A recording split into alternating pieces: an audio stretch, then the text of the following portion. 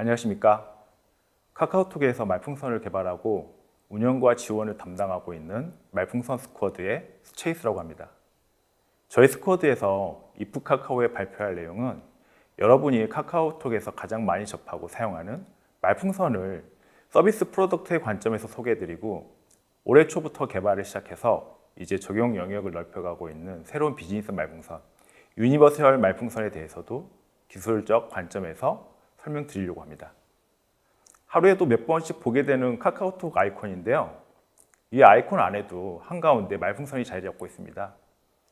텔레비전 방송에 어떤 메신저인지 말하지 않고 말풍선만 나와도 카카오톡이구나 이렇게 알아볼 정도로 말풍선은 카카오톡의 아이덴티티라고 말할 수 있을 것 같습니다. 말풍선은 크게 눈에 띄지 않지만 카카오톡의 많은 이용자와 서비스의 니즈를 반영하면서 다음 두 가지 방향성을 가지게 되었습니다. 이용자 간의 소통의 도구로서의 말풍선인 유저 말풍선과 서비스나 사업자 같은 파트너들의 정보를 전달하는 도구로서의 말풍선인 비즈니스 말풍선, 이렇게 두 가지 방향성을 가지고 서비스 초기부터 발전과 진화를 거듭해 왔습니다. 그래서 오늘 발표할 내용은 유저 말풍선과 비즈니스 말풍선에 대해서 프로덕트의 관점에서 간단하게 소개해드리고, 새로운 비즈니스 말풍선인 유니버셜 말풍선에 대해서 기술의 관점에서 어떻게 설계했고 동작하는지 설명드리는 시간을 진행해 보려고 합니다. 그러면 이제 유저 말풍선에 대해서 소개를 드릴 텐데요. 먼저 유저 말풍선이 무엇인지부터 얘기를 해야 할 것 같습니다. 그리고 이 유저 말풍선 중에서 가장 많이 사용되는 텍스트형 말풍선의 사례를 통해 이용자들의 어떤 니즈를 어떻게 개선했는지 소개해 드리려고 합니다. 먼저 유저 말풍선이란 채팅방 안에서 이용자 간의 소통의 도구로서 이용자가 전달하고자 하는 의도를 충실히 담아내는 역할을 하는 말풍선이라고 정의할 수 있을 것 같습니다. 길게 얘기했지만 간단하게 얘기하면 이용자 간에 주고받을 수 있는 형태의 말풍선이라고 말할 수 있습니다. 이런 유저 말풍선은 이용자 간의 커뮤니케이션을 쉽고 편하고 때로는 재미의 요소를 담아서 대화를 풍성하게 만드는 게 목적인데요. 형태로 나누어 보면 사진, 동영상, 파일, 이모티콘, 지도, 연락처, 음성, 일정 등 10여 종이 넘는 형태의 말풍선이 있습니다. 그 중에서도 가장 많이 사용되는 텍스트형 말풍선 사례를 통해서 유저 말풍선이 이용자의 어떤 니즈를 어떻게 반영해서 개선되어 왔는지 보면 좋을 것 같습니다. 유저 말풍선 중에서도 가장 많이 사용되는 말풍선이고 근본이라고 말할 수 있는 텍스트형 말풍선은 아마 설명하지 않아도 잘 아실 것 같습니다. 하지만 간단하게 보이는 이 말풍선 하나에도 얼마나 많은 이용자들의 니즈가 있었고 얼마나 많은 우리 말풍선을 만드는 사람들의 고민이 담겨 있는지는 잘 모르실 것 같아요. 아무래도 가장 많이 사용되는 말풍선이다 보니 문장을 담아서 전달하는 말풍선이라는 기본 역할 외에도 부가적인 기능이 많은 말풍선인데 어떤 니즈에 의해서 어떻게 개선되어 왔는지 몇 가지만 소개해 드리려고 합니다.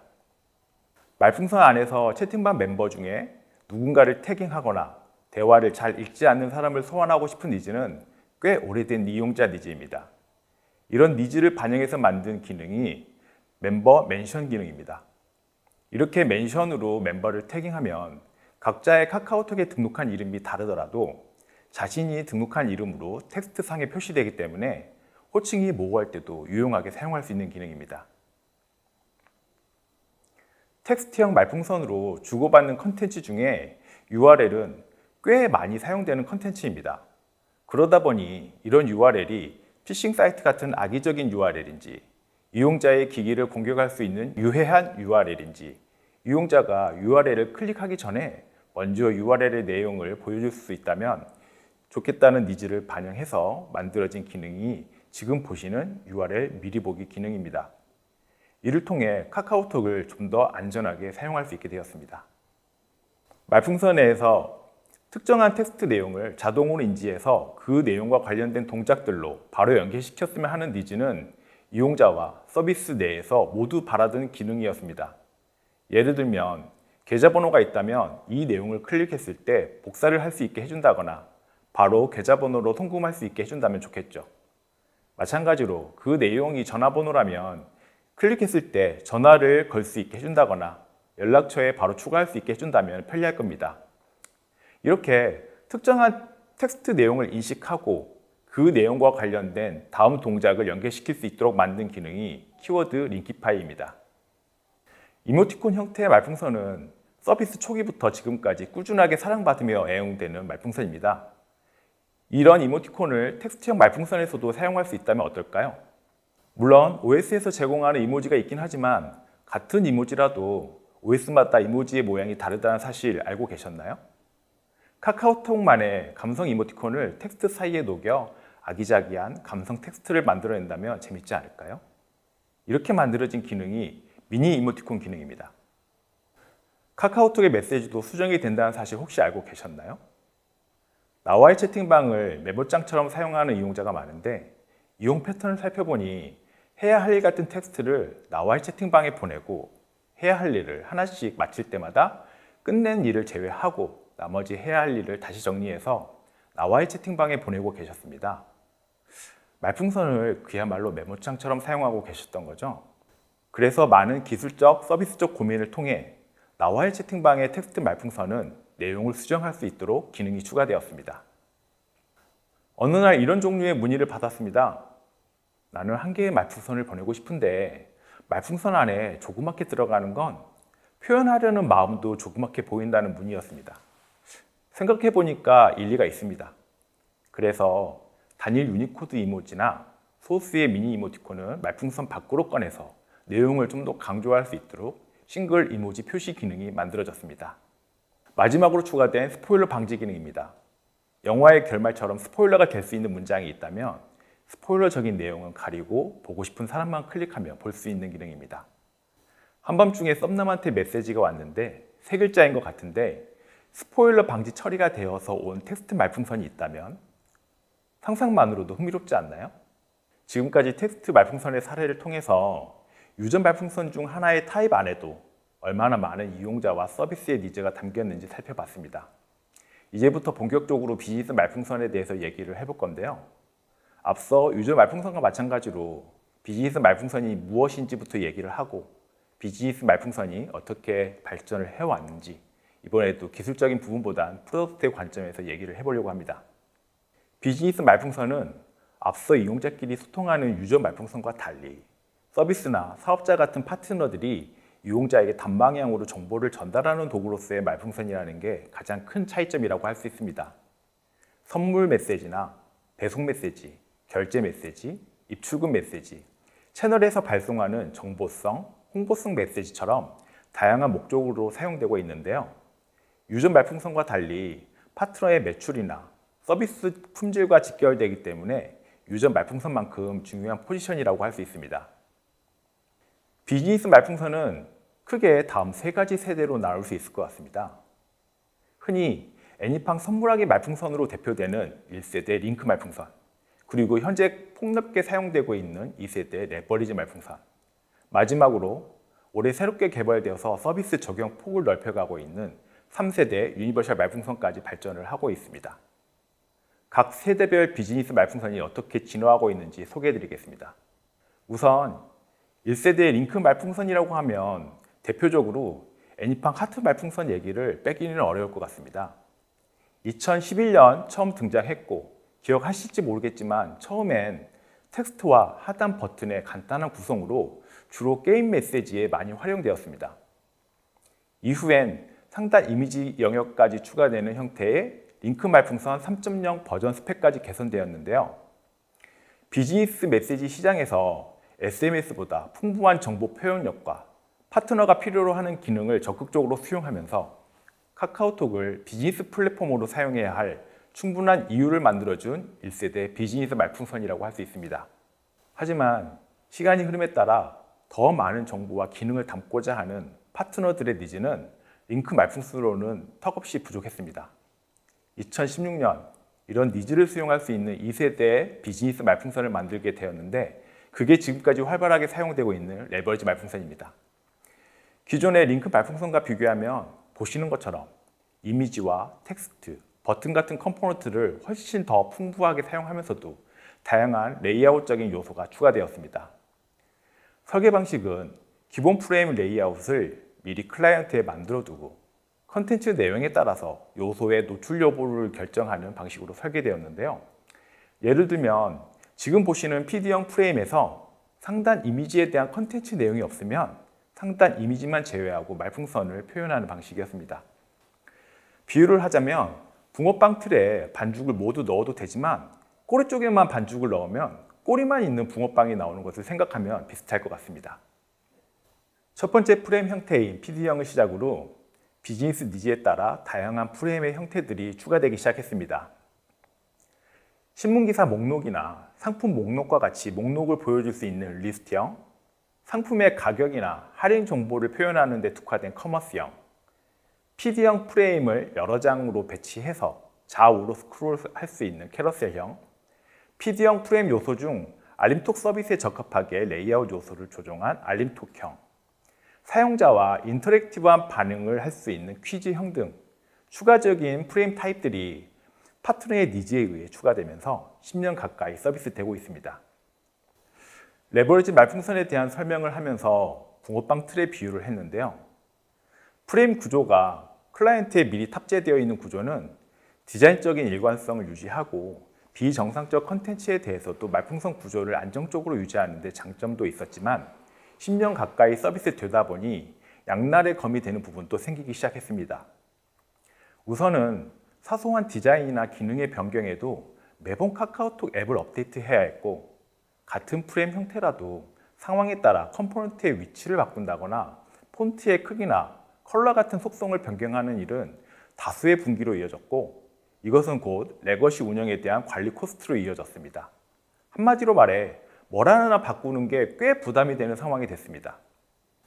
그리고 또 하나는 처음 개발하던 10년 전에는 없었던 다크모드나 OS 폰트 크기를 말풍선 텍스트 크기에 반영하는 가변 폰트 크기 처리와 같은 최신 UX 환경이 고려되지 못한 부분도 이슈가 되었습니다. 여기까지 오는데 좀 오래 걸린 것 같습니다. 하지만 왜 우리가 새로운 비즈니스 말풍선을 만들어야 했는지에 대한 설명이 필요한 부분이라 양해 부탁드립니다. 자, 이제부터 올해 새롭게 개발한 3세대 비즈니스 말풍선, 유니버셜 말풍선에 대해서 얘기해 보려고 합니다.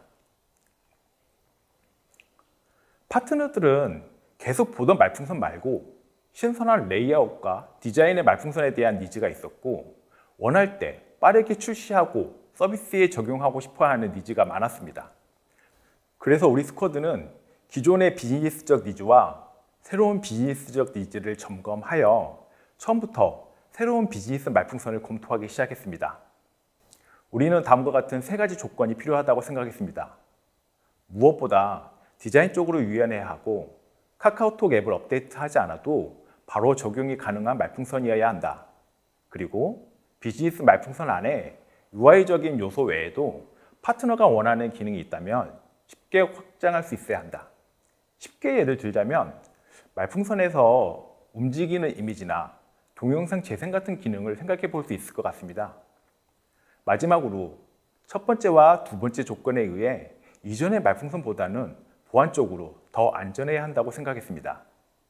그래서 우리가 가장 먼저 했던 일은 말풍선을 구성하는 컴포넌트들을 다시 분해하고 분석해 보는 것으로부터 시작했습니다. 말풍선에는 이미지나 텍스트, 리스트, 버튼, 라인 형태 같은 다양한 모양의 컴포넌트들이 있고요. 이 컴포넌트들을 어떻게 하면 효과적으로 조립해서 표현할 수 있을까를 고민했던 것 같습니다. 그랬더니 비즈니스 말풍선을 표현하려면 다음 4가지 요소가 필요하다는 결론을 내렸습니다. 이 컴포넌트들을 말풍선 안에서 어느 위치에 어떤 크기로 표현할지에 대한 레이아웃, 이 컴포넌트들을 말풍선 안에서 어떤 모양과 스타일로 보여줄지에 대한 스타일, 예를 들면 폰트 크기나 색상, 투명도, 배경색, 레디우스, 선의 모양 같은 요소들이 이런 요소가 될 수 있을 것 같습니다. 이 컴포넌트들의 어떤 내용을 표시할지에 대한 컨텐츠, 예를 들면 텍스트 컴포넌트라면 어떤 문장을 표시하고 이미지 컴포넌트라면 어떤 이미지를 표시할지에 대한 부분이 될 겁니다. 이 컴포넌트들의 어떤 인터랙션이나 동작을 설정할지에 대한 액션, 예를 들면 텍스트 특정 내용에 링크를 처리한다던가 버튼 클릭 시 어떤 동작을 하게 한다던가에 대한 부분들입니다. 이 4가지 구성 요소가 기존 비즈니스 말풍선에는 어떻게 적용되어 있는지 살펴봤더니 클라이언트의 레이아웃과 스타일이 고정되어 있는 말풍선 틀이 있는 상태에서 파트너가 보여주고 싶어하는 컨텐츠와 액션 요소를 말풍선 틀에 부었으니 지금과 같은 문제가 있었구나, 문제를 재인식할 수 있었습니다. 이제 문제를 알았으니 해결 방법도 찾을 수 있었습니다. 파트너가 보여주고 싶어하는 모양과 내용을 만들어서 보내고 클라이언트에서는 그대로 표현할 수 있다면 더 이상 클라이언트에 종속되지 않는 파트너들의 니즈를 모두 충족할 수 있는 새로운 비즈니스 말풍선을 만들 수 있다는 결론에 도달했습니다. 하지만 어떻게 그릴지에 대한 내용을 파트너 쪽으로 넘겼을 때 우리는 세 가지 문제에 직면해야 했습니다. 첫 번째 문제는 클라이언트의 네이티브 컴포넌트들을 어떻게 서버 드리븐 형태로 그릴 수 있게 정의할 것인가에 대한 내용이었습니다. 어떻게 보면 가장 근본적인 문제인데 처음부터 말풍선을 클라이언트에 미리 정의하고 그려둔 이유가 이렇게 만들기 어렵기 때문이었습니다.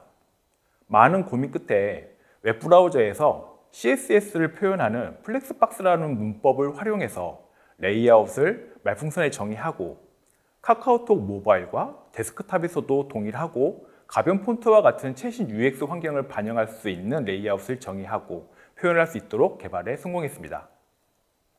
두 번째 문제는 이제 말풍선의 레이아웃을 마음대로 정의할 수 있게 되었다고 하더라도 이전엔 말풍선의 내용만 신경 쓰면 됐는데 이제는 디자이너나 개발자처럼 레이아웃 만들 줄도 알아야 되는 상황이 된 것입니다.